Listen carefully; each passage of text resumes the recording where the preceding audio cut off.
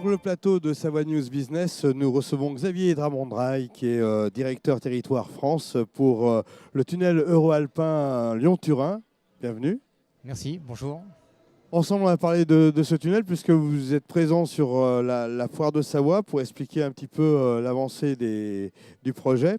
Avant toute chose, j'aimerais qu'on s'attarde sur l'histoire en fait, de cette traversée, puisque la frontière France-Italie, c'est quelque chose qui existe depuis des siècles, j'allais dire.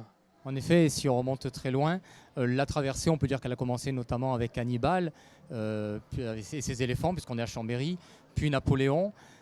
Plus récemment, donc 1870 avec Cavour et le tunnel ferroviaire historique. Ensuite, on est passé de l'époque rail à l'époque route avec le tunnel autoroutier dans les années 80-90. Et aujourd'hui, on réalise donc la nouvelle liaison ferroviaire transalpine. Alors parlons-en du projet. C'est plus un projet finalement parce que le chantier est bien avancé. Alors tout à fait, la section transfrontalière n'est plus un projet, c'est un chantier donc en cours de réalisation. Donc cette section transfrontalière qui est notamment l'objet d'un tunnel de base, donc 2 tubes de plus de 57,5 km de long. C'est quoi une section transfrontalière? On peut l'expliquer? C'est du tunnel, c'est de la route, c'est aussi des gares? Ça sera que du ferroviaire, c'est principalement un tunnel à cheval sur la frontière, c'est-à-dire qui rentrera en France, qui sortira en Italie ou l'inverse, et 2 gares internationales de part et d'autre, une gare internationale à Saint-Jean-de-Maurienne, une gare internationale vers Suse. Alors il y a eu des précédents dans le chantier, comme tous les grands chantiers internationaux évidemment. On en est où sur l'avancement du projet? Alors, je le répète, donc c'est pas un projet, c'est un chantier. Et aujourd'hui, donc la section transfrontalière fait l'objet de nombreux accords binationaux.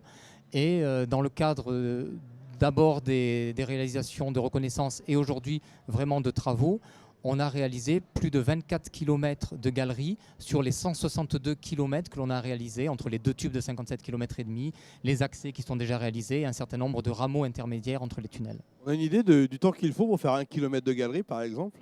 Ça peut être très variable en fonction de la nature des terrains. Ça peut prendre quelques semaines à plusieurs mois. Évidemment, il y a ce qui est écrit sur le papier, puis il y a la réalité du terrain, et là, on ne peut pas le prévoir. En effet. Mais là, aujourd'hui, donc, on a notamment un tunnelier qui est en train de creuser entre Saint-Martin-la-Porte et la Prat. Ce tunnelier doit faire 9 km du tube sud du tunnel de base. Il en a déjà réalisé 5. Les enjeux écologiques, on ne peut qu'en parler, c'est très tendance en plus. On peut s'inquiéter. J'imagine que vous avez anticipé le sujet. Bien sûr, disons que le projet en lui-même, la réalisation de ce tunnel de base, ce chantier, l'enjeu numéro 1, c'est l'environnement. Et son objectif, c'est de participer au report modal du transport des marchandises, puisqu'aujourd'hui 3 millions de poids lourds traversent les Alpes entre la France et l'Italie, entre le tunnel du Mont-Blanc, le tunnel du Fréjus et Vintimille. L'objectif, c'est qu'à l'horizon 2050, plus de 1 million d'équivalents poids lourds soient reportés sur le rail via cette ligne nouvelle. Alors j'imagine que cette construction, que la vie de ce tunnel demain va générer des opportunités en termes de travail et donc de formation, parce que c'est très spécifique comme métier.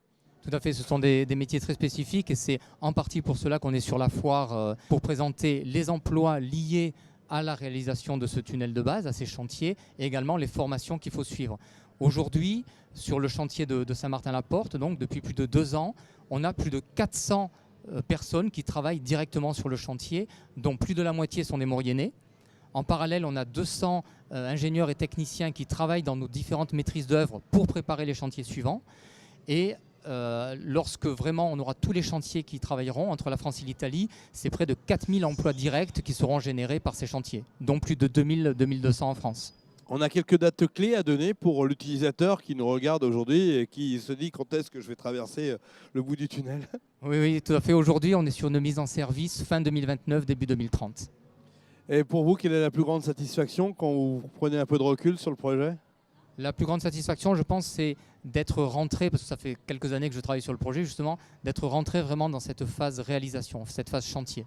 On sent que le tunnel est lancé, sa réalisation, et donc on a bon espoir de mettre en service en 2030. Xavier Dramondrail, je vous remercie. Merci d'être venu sur le plateau de Savoie News Business. Merci à vous, bonne journée.